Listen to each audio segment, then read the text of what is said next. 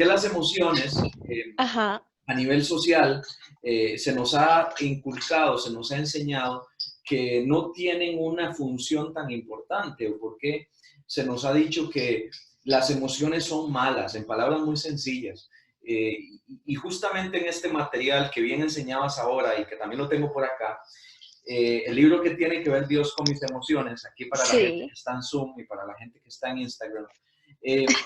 Y justamente estoy como así enseñando, pero Nos van a ver viendo a dos cámaras, pero estamos ahí, tranquilos. así es. En este libro vamos a ver algo que es muy peligroso y que podría jugarnos una muy mala pasada y es lo que nosotros concebimos que significan las emociones en la vida desde que somos pequeños, desde que estamos siendo criados en un proceso de crianza.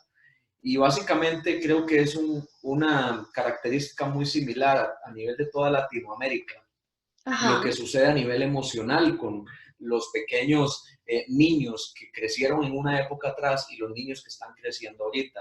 Si bien es Sí. cierto, hubo una satanización, a mí me gusta utilizar esa palabra, porque hubo una satanización de las emociones. En otras Ujú. palabras, muchas de las frases que se escuchaban eran, mire, es que es malo sentir, o está mal sentirse triste, o los hombres deberían mostrarse fuertes y no débiles, no deberían llorar.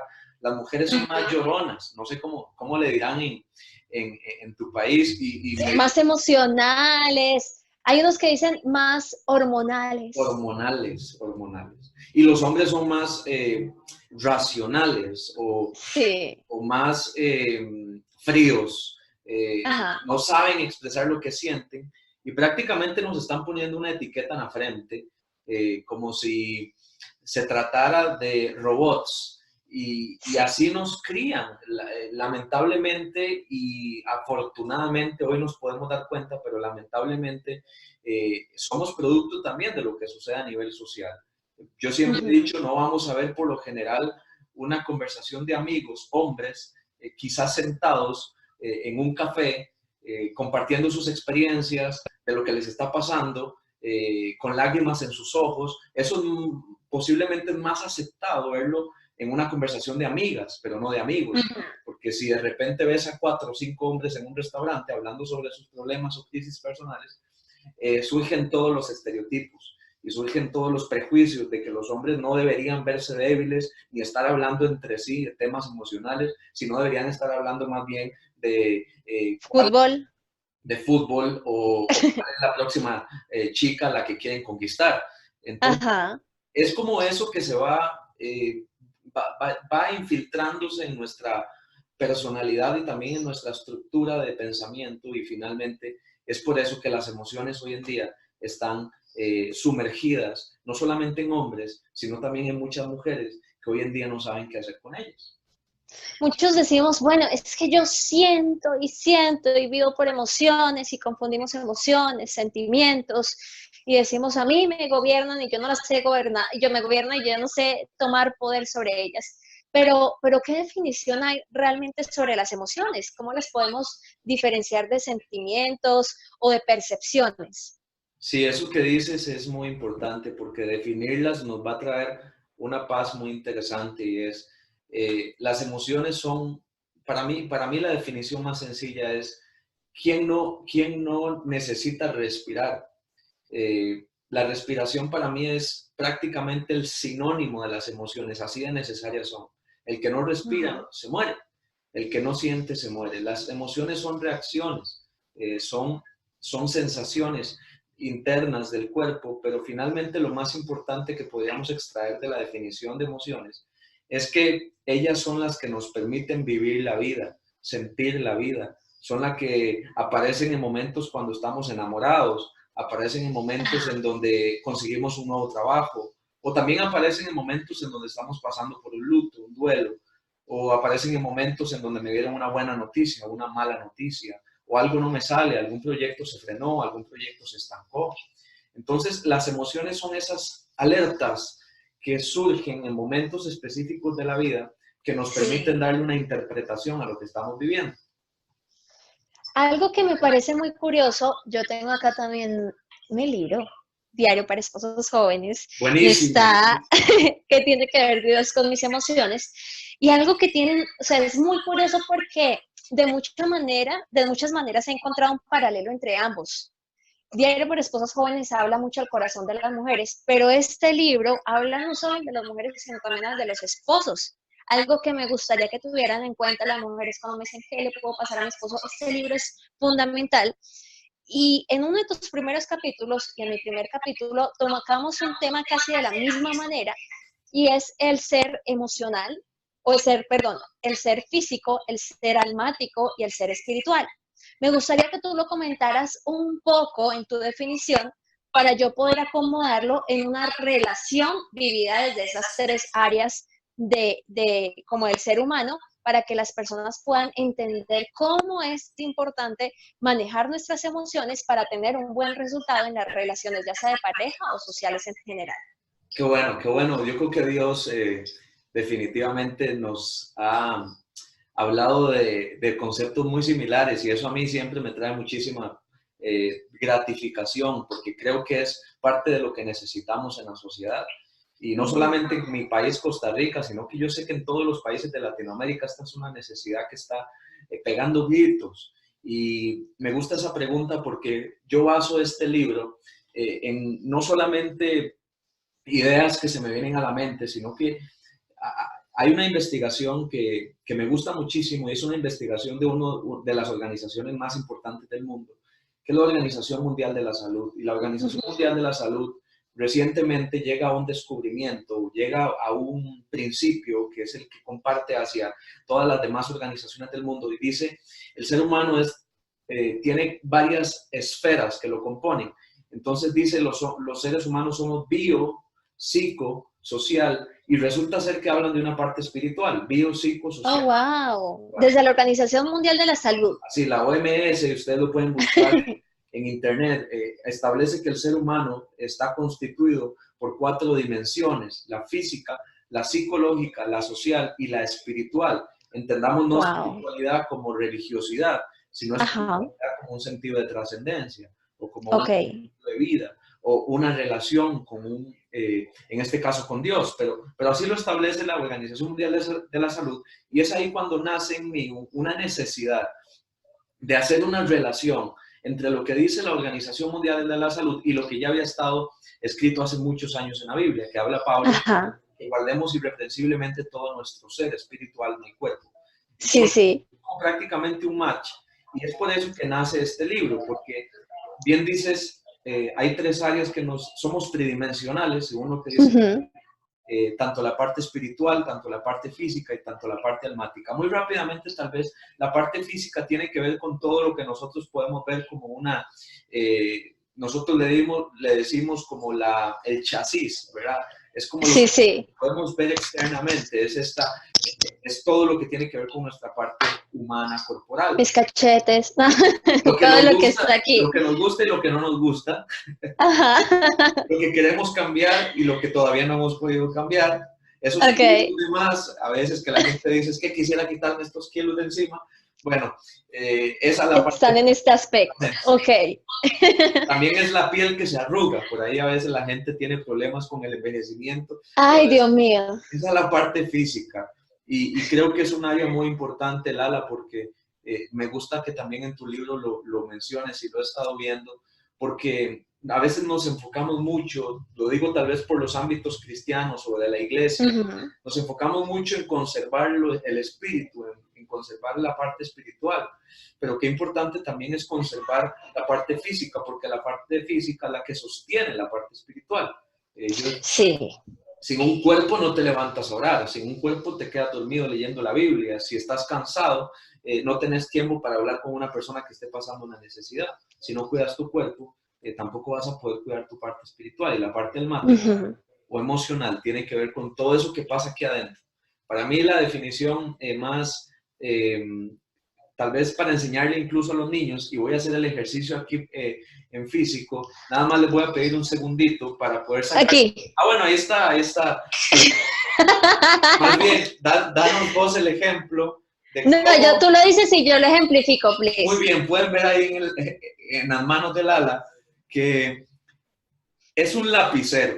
Todos hemos visto lapiceros en nuestra vida, pero resulta ser que el lapicero nos podría graficar esto de lo que estamos hablando de una forma mucho más sencilla.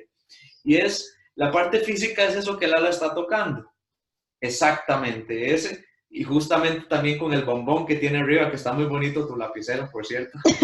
Gracias. Esa es la parte física, es lo que vemos. Ajá. La parte espiritual es la tinta que está dentro. Es lo que le da vida al lapicero. Un lapicero sin tinta está muerto, no sirve.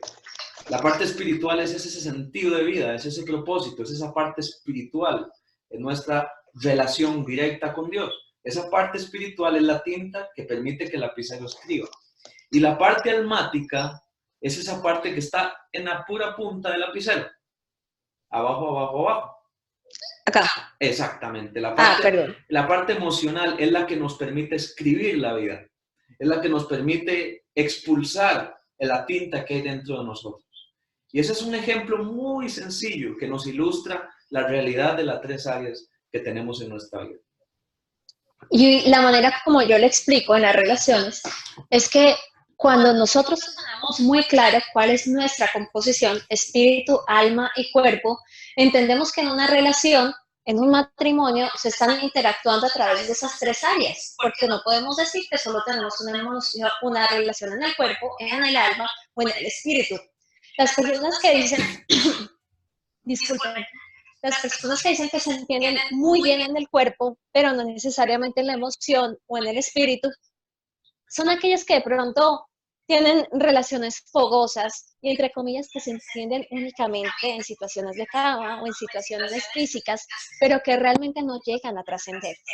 Las emociones que únicamente se ponen o se edifican sobre las emociones o sobre esta parte neuronal, racional, sobre todos los procesos que ocurren aquí en nuestro conocimiento, esas relaciones pueden ser muy robotizadas sin tener el componente físico o pueden tener un componente cultural. Hemos escuchado relaciones, por ejemplo, de nuestros abuelitos que dicen que duraron muchos años, pero que no necesariamente fueron felices porque no alcanzaron a completar la parte física o la parte espiritual. Y en la parte espiritual hay relaciones que tenemos que aprender a diferenciarlas muy bien de la parte espiritual a religiosa. Cuando es una relación religiosa, supuestamente está gobernada desde el espíritu, pero no lo hace, sino desde nuestros preceptos religiosos, creyendo que no hay que darle vida al alma o no hay que darle vida al cuerpo para tener una relación integral. Mientras que si nosotros permitimos que sea el espíritu el que dirige nuestra relación, vamos a tener una evidencia tanto en lo emocional como en lo físico. ¿Por qué? Porque el espíritu siempre nos va a llevar a tener un equilibrio o una vida saludable. Y justamente desde ahí, Dani, yo quiero que vayamos hablando un poco del diálogo interno. ¿Qué es el diálogo interno y por qué una emoción se alimenta de aquello que sucede acá? Muy bien, me gusta muchísimo como lo planteaste porque eso que acabas de decir creo que le trae muchas respuestas a parejas que hoy en día están teniendo algún tipo de problemática. Una de las causas, o más bien de las atenciones principales que por lo menos suceden aquí en Costa Rica a nivel de psicología, es la terapia de pareja. Y las inquietudes que traen a sesiones, a consulta privada, muchas veces va relacionado a eso. ¿Cómo hago para que mi relación trascienda? ¿Cómo hago para que mi relación tenga una guianza, una orientación que no sea meramente erótica, como habla algún autor por ahí que habla de los tres tipos del amor, que es justamente lo que acabas de decir, del amor eros, del amor filius y del amor ágape. Justamente es llevar la relación del estado físico al estado espiritual, que es lo que hace que las relaciones puedan preservarse en el tiempo. Diálogo interno. A mí me gusta mucho siempre preguntarle a la gente con quién es la persona con la que usted más habla durante el día. Aprovechemos que están ahí y que nos están viendo a través de Instagram. Cuéntenos, ¿con quién es la persona con la que más hablan a diario? Hola, Juli. Hola. Hola, nena. Mauro, escríbanos. ¿Con quién es la persona con la que más hablan? Porque queremos también interactuar un poco con ustedes. Al final, como tuvimos una sección de preguntas y respuestas en nuestras redes sociales, las estaremos respondiendo allí. Dani, cuando hables, trata de hablar en Zoom y cuando escuches aquí en Instagram para que la grabación nos quede como que estés hablando a este lugar. Entonces, Debbie, ¿con quién es con la persona con la que más hablas? Génesis dice con mi amiga. ¿Con cuál amiga? Cuéntame, Génesis. Okay. Ada Karin dice que con mis hijos. Ay, Dios mío. Génesis dice que con mi esposo. Bueno, yo sí le hablo 24/7 a Samuel.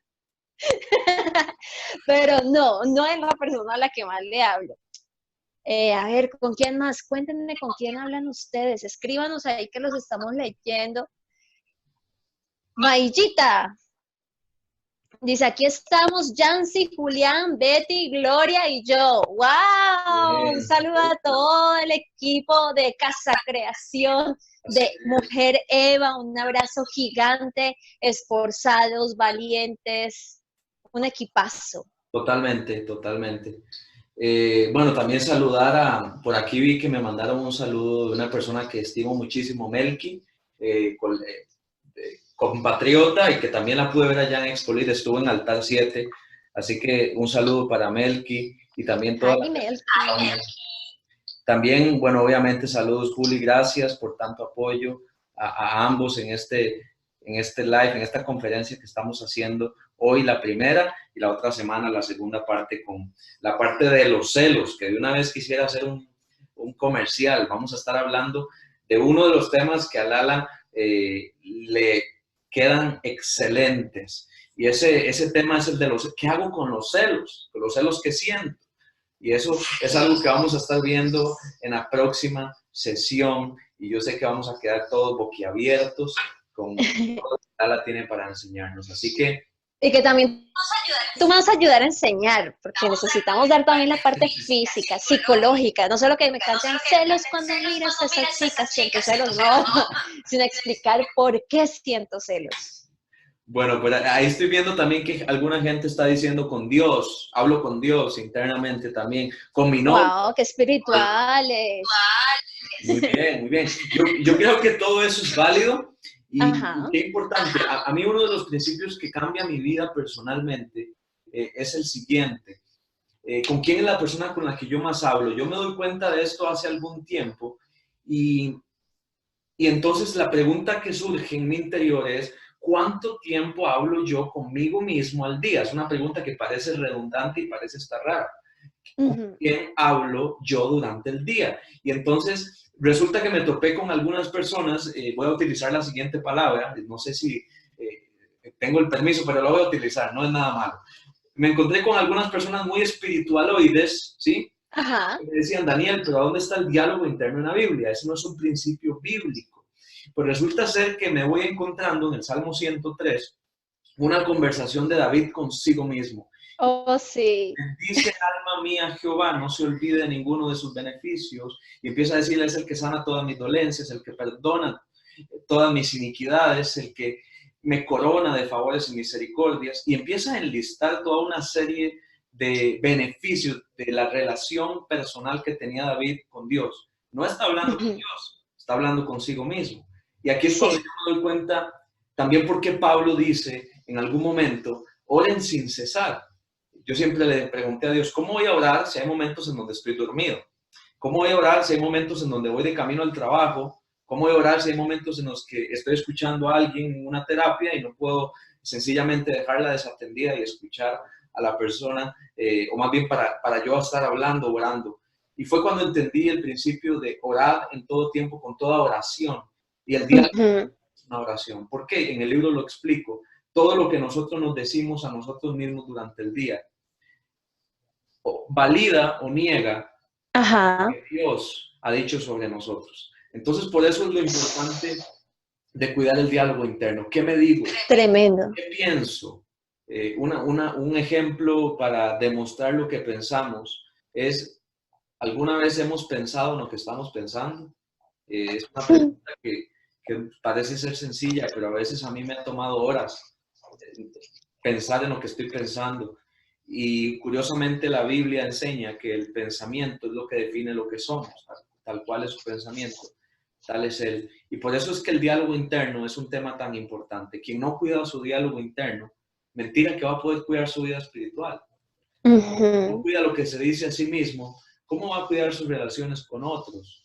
Si descuida una de las relaciones más importantes, que es la que Dios le permitió tener con su ser, con el ser que habita dentro de uno, que es uno mismo. Entonces aquí es donde salen un montón de preguntas, pero una de las estadísticas que a mí más me causa dolor y un poco de indignación, o más bien de resignación, es el 85% de las personas en el mundo carecen de autoconciencia. Es decir, solamente 15% de la población mundial en diferentes estudios se ha demostrado que están conscientes de lo que piensan, sienten y se dicen a sí mismos. Terrible eso, porque definitivamente de lo que ocurre acá en nuestro corazón, aquí en nuestra mente, porque en la Biblia habla que nuestro corazón tiene un componente espiritual, pero también almático, o hay personas que dicen que es solo el alma, dependiendo de cómo lo interpreten, pues estamos diciendo que eso que sucede acá es que hablan nuestras acciones, porque no es lo que entra por la boca, sino lo que sale de ella y lo que sale parte de aquí, de lo que tenemos guardado. Entonces, ¿qué conversaciones tenemos a diario y de qué manera alimentan saludablemente o negativamente nuestro cotidiano vivir? Y hay algo que tú hablas en el capítulo del poder del diálogo interno sobre estos errores de pensamiento, un tipo de idea que no es correcta o que de pronto tendemos a hacerla y que en realidad nunca funciona y es tóxica para nosotros. A mí me causa, y te da una cuña acá, Daniel, porque yo tengo una manera de orar muy parecida a partir de lo que tú muestras acá. Yo he encontrado muchas ideas equivocadas o muchos errores en mi pensamiento y cuando yo identifico uno, por ejemplo, al decir todo lo que yo hago está mal, entonces si es algo que se está repitiendo en mi interior, yo busco un versículo que diga algo que es contrario a eso y hago como una terapia de cambiar los pensamientos, que yo sé que eso tiene un nombre psicológico, pero tú me acordarás. Entonces trato de reemplazar una idea tóxica o negativa por lo que dice la palabra de Dios para vivir en esa verdad. De hecho, eso que estás diciendo es súper, súper interesante. Por eso creo que hay un pasaje, y yo sé que vos tal vez me puedas ayudar con ese pasaje, pero dice que estemos siempre saturados internamente de la palabra de Dios. ¿Por qué? Porque siempre las vamos a necesitar. Justamente para los pensamientos que estás diciendo, no van alineados a ese norte de vida que nosotros pretendemos alcanzar. Tremendo. Y ahí tú hablas de unos errores en el pensamiento. Me gustaría, son varios, amigos, son 10 errores en el pensamiento, muchos de los cuales que si ustedes lo leen van a decir, ay, Lalita, yo tengo todos.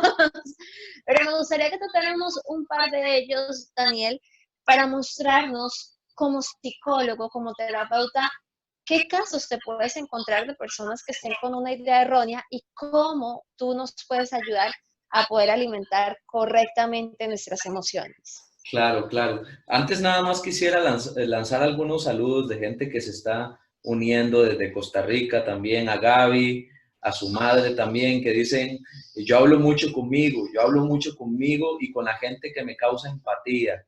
También por ahí nos dicen, todo el día hablo conmigo, pero no puedo parar de pensar y pensar. Eso es tan interesante, lo van a encontrar en el capítulo número 1, el síndrome del pensamiento acelerado. ¿Cómo trabajar eso? Y lo vamos a estar tocando también a lo largo del taller. Ok, tal vez mencionar un poquito eso que vos dices, 2 errores en el pensamiento. Esto en psicología se llama distorsiones cognitivas. Pero para efectos de lo que nosotros queremos trabajar en este libro de manera muy práctica, una guía práctica, le vamos a llamar errores en el pensamiento. Es decir, pensamientos que si se convierten en un patrón o en un estilo mental, es decir, que en palabras muy sencillas, una mentalidad, nos podrían causar serios problemas. Hablemos, por ejemplo, de la sobregeneralización, que es el primero que aparece en la página 45, el de la sobregeneralización. La sobregeneralización es cuando nos sucede algo en la vida Y entonces, a partir de eso que nos ocurre, empezamos a creer que todo lo que nos ocurre alrededor va a ser igual a eso. Y pongo un ejemplo que viene aquí. Resulta ser que hay una madre cuyos hijos se fueron de la casa, Ajá. entonces, porque sus hijos ya están adultos, empiezan a formar su vida, se casan, tienen su familia, sus hijos, y de repente ya no visitan tanto a la madre como antes. Y el pensamiento erróneo de la sobregeneralización de la madre funciona de la siguiente manera. Mis hijos ya no me visitan. La gente siempre se olvida de mí. Entonces, a partir de un evento en la vida, generalizamos algo muy fuerte. O, por ejemplo, llevémoslo al ámbito de las relaciones, que es algo tan común, ¿verdad? Me fue mal en una relación. Significa que me va a ir mal en todas las relaciones que yo tenga de aquí en adelante. Y aquí quiero hacer un paréntesis. Puede ser que nos vaya mal por el pensamiento de la sobregeneralización, o puede ser que nos vaya mal porque no hemos hecho una reflexión de esas áreas que tenemos que trabajar para una siguiente relación, que son escenarios muy distintos. Porque mucha gente dice, me va a ir mal, y lo dejan a la deriva. Pero si alguien sabe que hizo algo en una relación en donde no le fue bien por causa o por responsabilidad de sí mismo, qué importante es también que seamos conscientes y humildes y digamos, bueno, yo también tengo que trabajar para poder entrar a una siguiente relación mejor preparado, con mejores habilidades y que definitivamente si hay algo que tiene que ver conmigo, yo pueda trabajarlo. Entonces la sobregeneralización funciona así. O por ejemplo, me fue mal en un trabajo, en todos los demás trabajos me va a ir mal.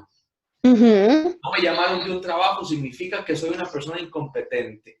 Entonces, sacar conclusiones muy fuertes de situaciones aisladas es uno de los tantos pensamientos que nos podríamos encontrar en nuestra mente y que están errados y que lo que hacen es generar problemas en la forma en la que vivimos.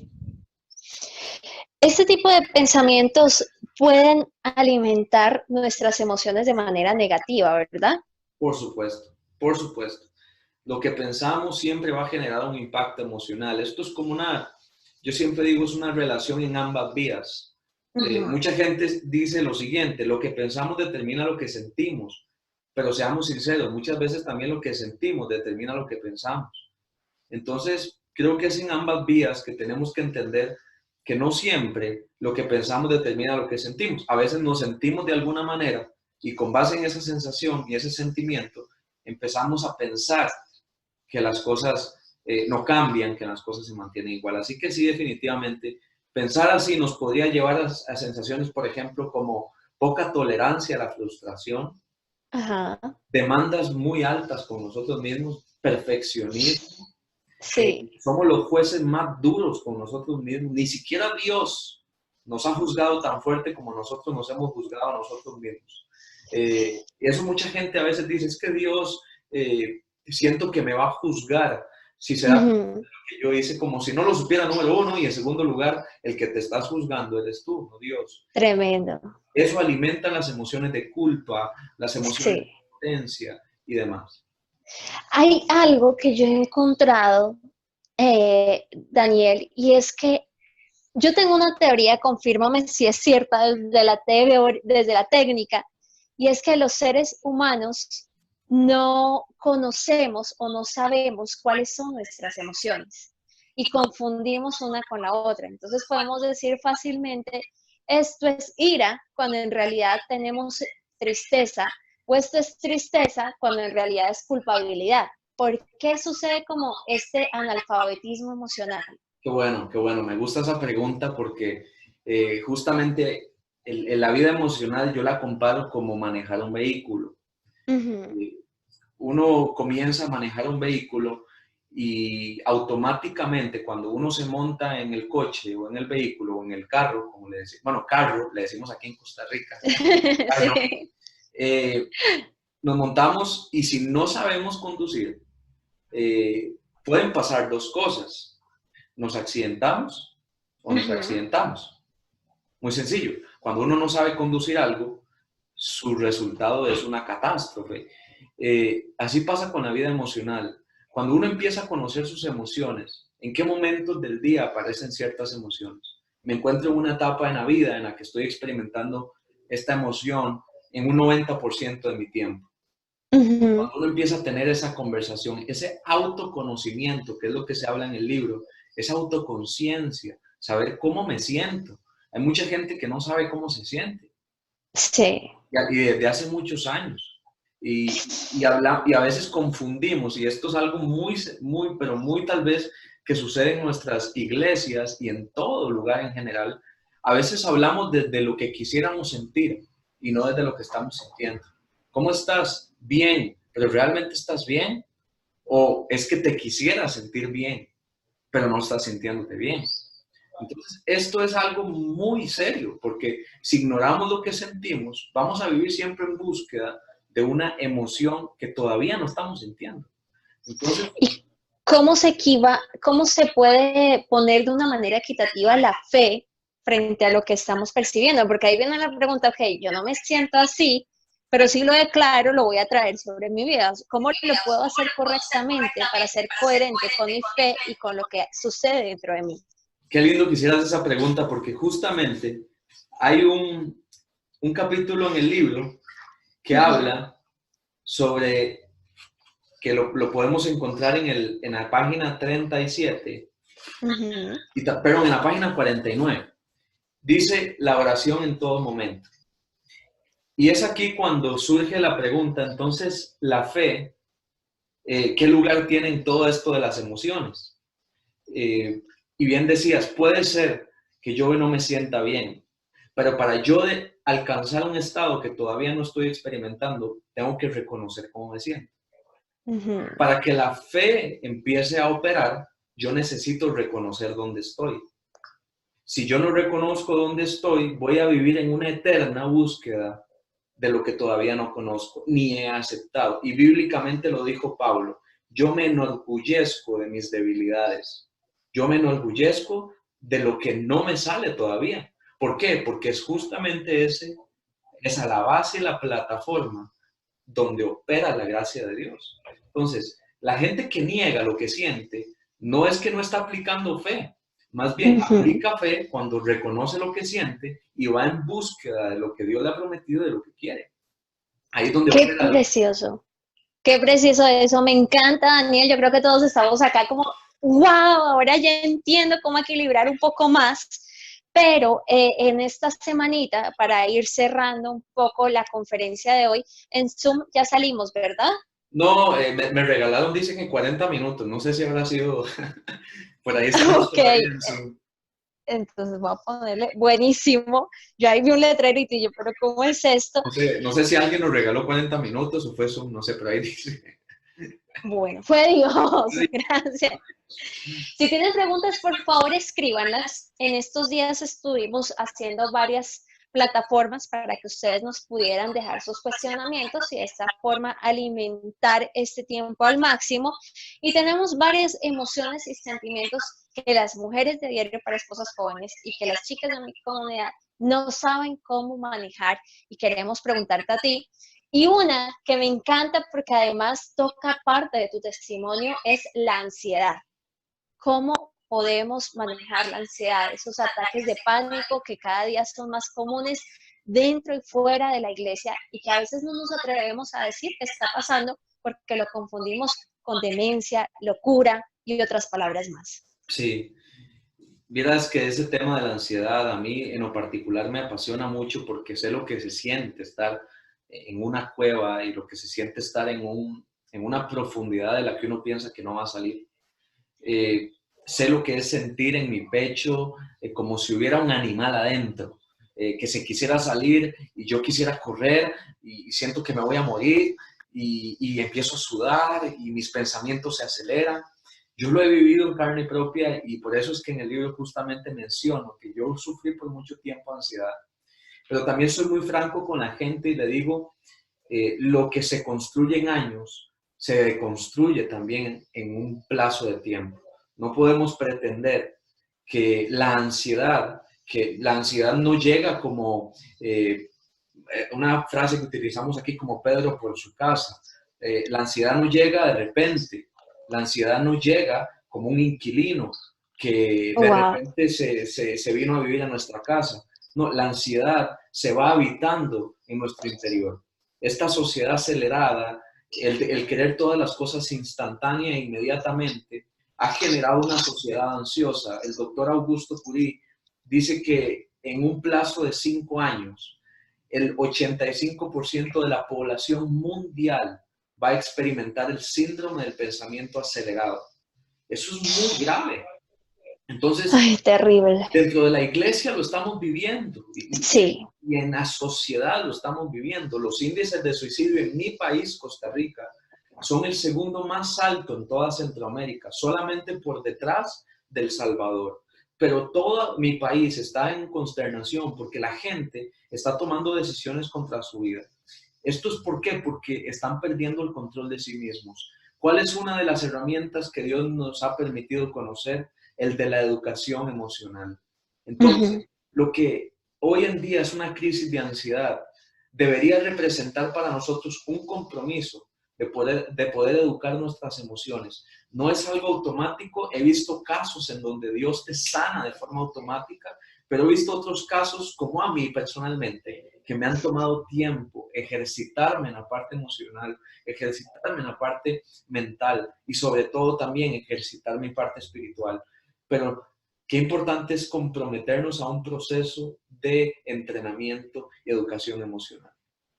Algo que quiero compartir rápidamente acá, porque lo viví y hace parte de mi experiencia dentro del libro diario para esposas jóvenes, es que Samuel tuvo un periodo con ataques de ansiedad fuertísimos. Nosotros íbamos a diferentes hospitales, no encontraban qué era, él bajó de peso aceleradamente y él es grandecito, si ustedes lo miran en las fotos, él es grande, fornudito y alcanzó a ser casi igual de delgado a mí. Y como esposa yo lo veía en su proceso y él se encerró en sus pensamientos, en sus emociones y era difícil poder sembrarle fe, poder sembrarle de alguna forma una palabra que le diera esperanza porque él estaba en un proceso muy fuerte. Ahora, algo que tuve que entender yo es que no podía ser una carga más a lo que él estaba viviendo.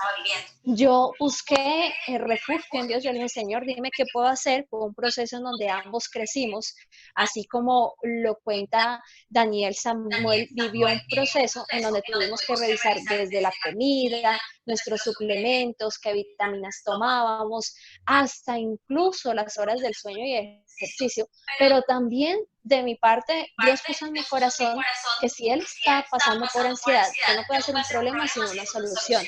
Y ahí Dios me dijo, yo necesito que tú seas su sonrisa.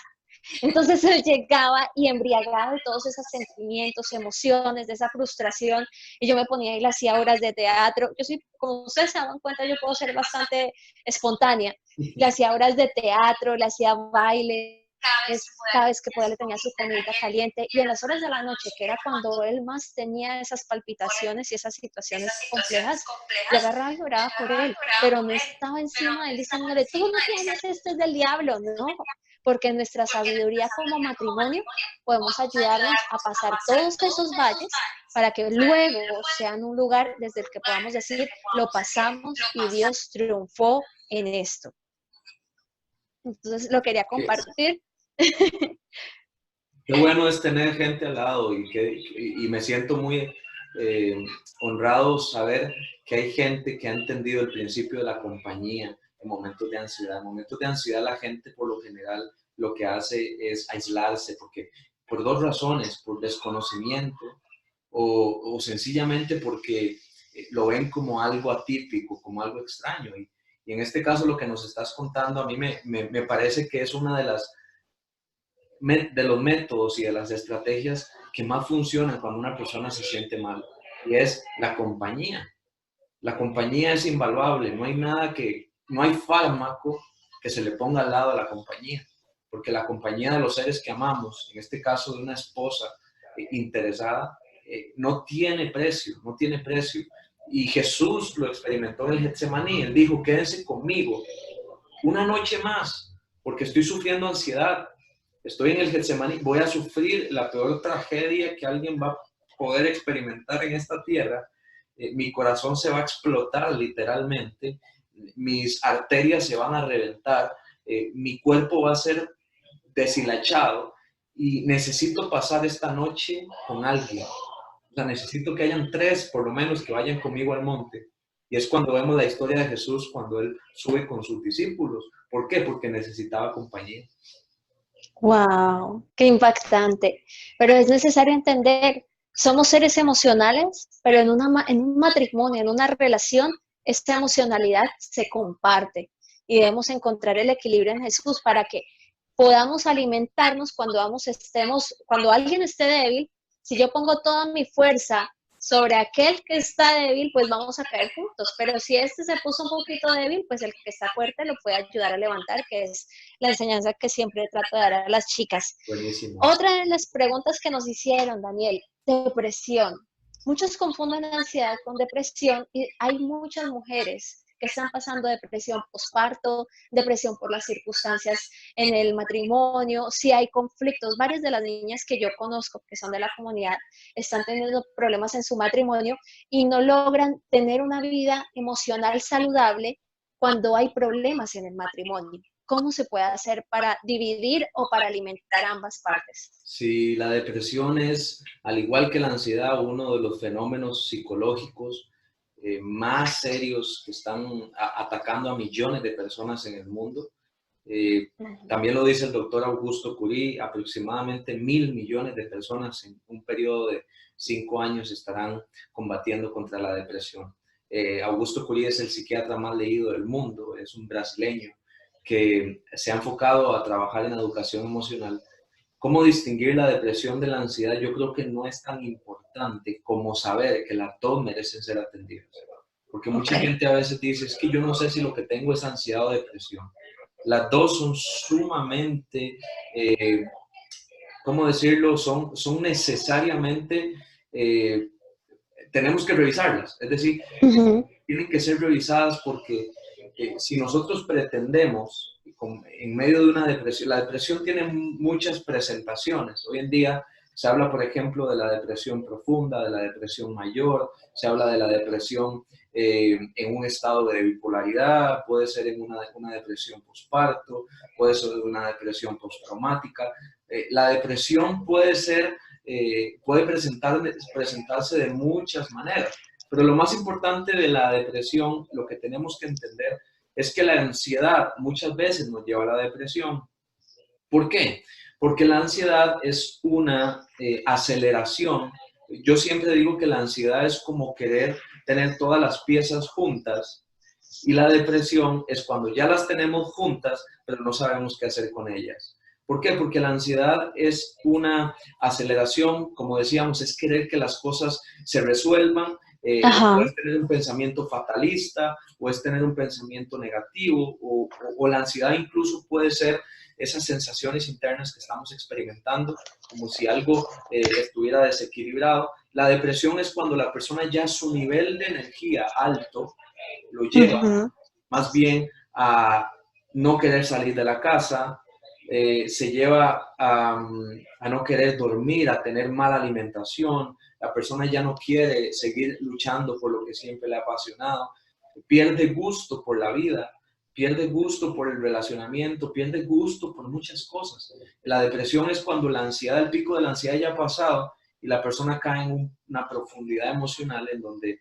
definitivamente hay que ayudarles a las personas a salir. Daniel está a favor de los medicamentos siempre y cuando esté acompañado de una terapia integral. Yo creo firmemente en los medicamentos temporales. ¿Por qué? Porque yo los he utilizado como psicólogo, siempre lo digo para que la gente tenga empatía para que sepan que yo tengo empatía con ellos. He utilizado medicamentos como cristiano, como hijo de Dios, porque he necesitado producción de neurotransmisores que en algún momento, por diferentes razones de mi vida y situaciones, no seguí produciéndolas de la misma manera. Entonces necesitaba una ayuda temporal con asistencia psicológica y espiritual, pude salir de mi crisis. Así que no tenemos tampoco que satanizar la parte médica.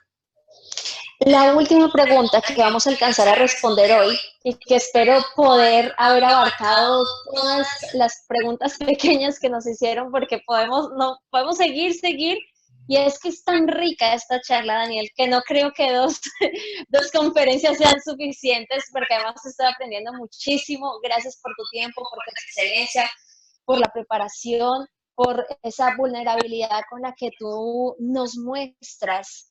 También que no solo estás desde el punto de vista del sofá diciendo como terapeuta que tienes, sino que tú lo has vivido y que Dios ha estado contigo en todo ese proceso. Gracias. Sé que cada una de las chicas de acá del Diario para Esposas Jóvenes, de la Herrera, de la comunidad y también de tu comunidad, Psico Daniel Retama, Psico Daniel Retama, sí. Psico Dani Retana.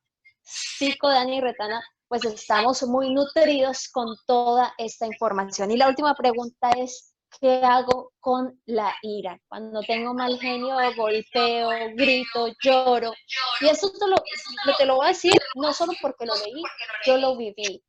Yo tuve una experiencia de vida en donde mi papá era movido por la ira. Y cuando me casé, tuve muchas reacciones que yo no sabía que iba a tener, entre esas la ira. Yo golpeé paredes, tiré cosas, fui muy grosera, pero es que yo no sabía qué hacer con eso que se metía acá en mi estómago, que me sudaban las manos, que necesitaba agarrar y sacar eso que no sabía cómo gobernar. Ya hoy lo sé, pero me gustaría que tú nos dieras un proceso para las personas que están encasilladas en esta emoción, ¿qué pueden hacer? Sí, la ira, hay un estudio que me gusta mucho siempre mencionar que dice que una persona que está bajo los efectos de la ira es prácticamente la misma réplica de si una persona estuviera bajo los efectos del alcohol, porque se activan exactamente las mismas zonas cerebrales cuando una persona está enojada a cuando una persona está ebria. Incluso Santiago lo decía, aquel que no refrena su lengua es como un incendio que inflama la rueda de la creación. Quien no controla lo que dice, eventualmente ya no va a poder controlar lo que hace. Porque cuando una persona está enojada, pierde conciencia y noción de sí misma. Yo también he tenido bastantes trabajos y luchas interiores con la ira, pero una de las que me ha ayudado a controlar y a saber que la ira está llegando a mi interior, porque eso es algo que uno tiene que también desarrollar, y es como decíamos al inicio, es la autoconciencia de la emoción. La emoción no habita automáticamente o de forma repentina y abrupta.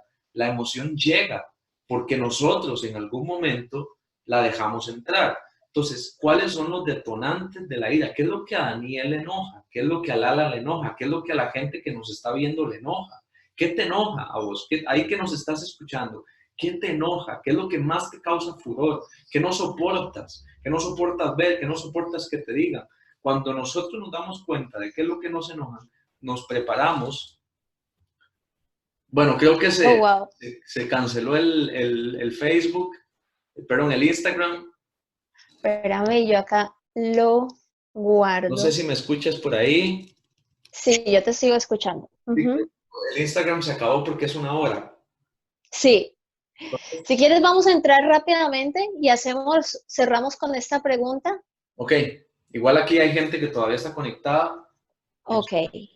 Entonces, yo no alcanzo a ver porque no puedo ver allí, pero bueno, se nos cortó. Ya, si quieres, mientras vas entrando, pero para cerrar esta pregunta, volvemos.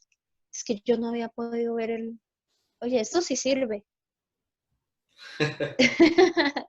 Mientras te conectas ahí a Instagram, aquí ya dice que ya estoy haciendo el llamado. Sí. Listo, chicas, disculpen, se nos cubrió la hora, pero vamos a cerrar rápidamente con la pregunta. Areli, gracias por estar aquí conectadita todo este tiempo. Los amamos su familia, sabemos que el Señor está haciendo un proceso hermoso con ustedes y justamente en una de esas respuestas que ahorita estaba pensando en ti, no sabía si estás conectado o no, tenía la duda. Escríbeme, please, Dani, ahora. Ya ahí está. Para que... Este tema de la tecnología y tal. Ahí voy, ya, bien interesante. Ya listo. Ahora sí, otra vez. Perfecto. Voy nada más a, listo, ahora sí. Estamos con la ira. ¿Estamos bien? Ahora sí. Nada más ¿Se escucha decirles... el audio? Me avisan que no se escucha. Confírmenme. ¡Oh! No hay audio. No sé Ahora sí. ahora sí ya hay audio. ¿Y ahora sí? Confírmenme, please. Ahora sí, ahora sí. Muy bien. Rápidamente nada más decirles que la ira es una de las emociones, como mencionaba, comparadas a un estado de ebriedad, pero una de las cosas más importantes es conocer y prepararnos para momentos en donde eventualmente la ira pueda ser una de nuestras reacciones principales. Una de las cosas que a mí más me enojaban eran a las personas irresponsables que conducían un vehículo. Yo me enojaba de una manera que perdía la paz. Yo perdía la paz. Yo iba manejando y de repente pasaba algo y no podía controlarme. Y esa es una de los pensamientos equivocados que nosotros tenemos. No puedo controlarme. Y ese es uno de los pensamientos que tenemos que aprender a sustituir. ¿Por cuál? Me voy a preparar para no reaccionar con ira. Es otra de las cosas y ejercicios que uno va a ir trabajando en esta programación. ¿Por qué? Porque si nosotros pensamos que no nos vamos a poder controlar, nuestro cerebro tiene una característica fundamental que es que él no tiene sentido del humor. Y si nosotros le decimos al cerebro que no nos vamos a poder controlar, él automáticamente está registrando una información que se va a convertir en una acción. Entonces, tenemos que prepararnos para esos momentos en donde la ira aparece. La ira no se trabaja de forma, digo yo, no se trabaja ya de forma reparada, no sé cómo decirlo, sino como cuando ya ha pasado, sino que se trabaja de forma preventiva. Ya, se trabaja de forma perfectamente. preventiva. No post, sino pre. Cuando ya las cosas han pasado, lo que nos queda es pedir perdón, reconocer que nos hemos equivocado, que hemos fallado, pero para que no vuelva a ocurrir, hay que trabajar de forma preventiva. ¿Qué hice yo en las rutas de mi país? Llevaba siempre una botella de agua. Cuando yo sabía que algún conductor temerario me iba a sacar de mi zona de confort y de mi estado emocional, yo inmediatamente tomaba mi botella de agua, tragaba un sorbo y seguía mi día y no me enfocaba en el suceso, sino que me enfocaba en la acción que estaba haciendo. Y así desenfocaba mi atención de lo que me estaba causando enojo y enfocaba mi atención sobre otra cosa que no tenía absolutamente nada que ver con lo que acaban de ver mis ojos. Entonces, así pude ir desviando mi atención de manera que me preparaba para los momentos en donde estaba enojado. Eso se llama inteligencia emocional. Inteligencia emocional. Gracias Daniel por este tiempo tan valioso. Saludos a James y a Samara que están ahí conectaditos, qué alegría verlos. Gracias a todas las chicas de Diario para Esposos Jóvenes, a Luis, a todos los hombres que están ahí también presentes. En 8 días volveremos a cerrar con gran parte de lo que vimos acá, con las otras preguntas que surjan durante esta semana sobre los 2 temas que estamos hablando: el diálogo interno, emociones que me ahogan, y qué hago con estos celos que siento. Gracias. Si quieres despedirte tú, Dani, de verdad, dinos en dónde encontramos, qué tiene que ver Dios con mis emociones, y ciérranos esta conferencia digital. Muy bien, muchas gracias a vos por tu tiempo. Creo que esto es algo que vamos a tener que hacer definitivamente más a menudo. Oh, sí. Podríamos hacer incluso uno por capítulo, creo que nos podríamos hacer una conferencia anual. Sí. El libro lo pueden encontrar, si usted está en Costa Rica, puede ponerse en contacto directamente conmigo al correo contacto@danielretana.com. Si usted está fuera de este país, usted puede conseguir este libro en las plataformas digitales, ya sea en Amazon o en iBooks. Lo pueden cargar de forma física o también lo puede descargar en versión digital. En Costa Rica igualmente va a estar colocado en librerías y en toda Latinoamérica. Sé que también va a estar llegando a las librerías. Pero bueno, así lo pueden encontrar, se lo recomiendo y de verdad que para mí es un honor, como siempre, servirle a la comunidad, servir a la gente que se identifica con lo que he escrito y también que sé que podrían utilizar sus emociones para vivir mejor. Y yo te agradezco a vos, Lala, porque también tu libro se lo he recomendado a un montón de gente. Ya muchas gracias. Muchas pacientes lo están utilizando. ya muchas mujeres que conozco lo están utilizando y recomiendo a ojos cerrados el libro de Lala Herrera, Diario para Esposas Jóvenes. No sé si lo tienes por ahí para que la gente lo pueda ver. La gente pueda verlo. Esa portada que también está lindísima. Lo pueden encontrar aquí en Costa Rica también para toda la gente que nos ve. Pueden conseguirlo a través de Amazon. Pueden conseguirlo también a través de iBooks, ¿verdad? Si no me equivoco. iBooks está también en Barnes & Nobles o directamente en mis redes sociales lo pueden encontrar. Y también los invito y las invito a seguir las redes sociales de Lala. Ahí ella está publicando contenido, de esos contenidos que son buenos, son profundos, no superficiales, que es algo que en las redes sociales nos hace falta, contenido de peso. Gracias, Daniel, por todo eso. Dios mío, ¿yo qué voy a hacer si soy yo la que tengo que agradecer este tiempo? Mi mamá está escuchándonos y mi mamá me decía, qué libro tan bueno. Nosotros con mi mamá desde pequeña a mí me leían los libros de todos las fuentes que fueron utilizadas en qué tiene que ver Dios con mis emociones. Son muchos psicólogos y terapeutas con los que yo crecí, porque mi mamá me lo leía y mi mamá decía, qué forma tan espectacular de presentar esto de tal manera que en la iglesia se comprendan estos conceptos que fuera son tan comunes, pero que adentro parecen tan complejos. Gracias, Daniel. Nos veremos en 8 días. Excelente psico, Dani Retama, de verdad, un abrazo. Gracias por hacer este libro y por favor, me preparo para el próximo. No hay que parar. Así es, y bueno, un saludo a tu mamá también, a doña Ana, que yo sé que estaba ahí conectada. Un abrazo, un placer conocerla. De verdad que espero estar por allá pronto visitándoles. Y bueno, gracias también a vos y nos preparamos para la semana siguiente. Lala va a presentar el tema de los celos y qué hago con ellos. Así que no se lo pierdan, compártanlo con todo el mundo, que se puedan conectar a esta hora, 7 de la noche Costa Rica, 8 de la noche Colombia y 9 de la noche Estados Unidos, que se conecten con nosotros, se queden 2 horas. Bueno, 1 hora más bien, digo yo, menos de diferencia, más bien, se quedan 1 hora con nosotros compartiendo de algo que yo sé que les va a ser de provecho para sus vidas. Que Dios los bendiga y de verdad es un honor servirles. Chao. Nos vemos, hasta luego.